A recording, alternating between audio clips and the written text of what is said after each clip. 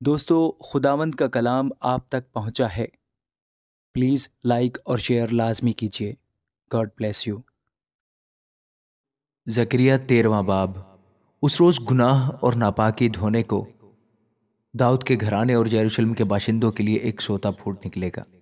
رب الفاظ فرماتا ہے، میں اسی روز ملک سے بتوں کا نام مٹا دوں گا اور ان کو پھر کوئی یاد نہ کرے گا، اور میں نبیوں کو اور ناپاک روح کو ملک سے خارج کر دوں گا۔ اور جب کوئی نبوت کرے گا تو اس کے ماں باپ جن سے وہ پیدا ہوا اس سے کہیں گے تو زندہ نہ رہے گا، کیونکہ تو خداوند کا نام لے کر جھوٹ بولتا ہے۔ اور جب وہ نبوت کرے گا تو اس کے ماں باپ جن سے وہ پیدا ہوا اسے چیٹ ڈالیں گے، اور اس روز نبیوں میں سے ہر ایک نبوت کرتے وقت اپنی رویا سے شرمندہ ہوگا، اور کبھی فریب دینے کو پشمین چادر نہ اوڑھیں گے، بلکہ ہر ایک کہے گا کہ میں نبی نہیں، کسان ہوں، کیونکہ میں لڑکپن ہی سے غلام رہا ہوں۔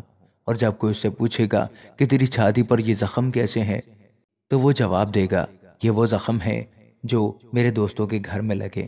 رب الفاظ فرماتا ہے، اے تلوار، تو میرے چرواہے یعنی اس انسان پر جو میرا رفیق ہے بیدار ہو۔ چرواہے کو مار کہ گلہ پراگندہ ہو جائے، اور میں چھوٹوں پر ہاتھ چلاؤں گا۔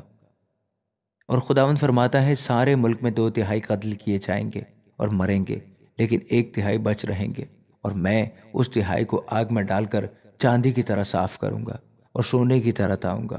وہ مجھ سے دعا کریں گے اور میں ان کی سنوں گا۔ میں کہوں گا، یہ میرے لوگ ہیں، اور وہ کہیں گے، خداوند ہی ہمارا خدا ہے۔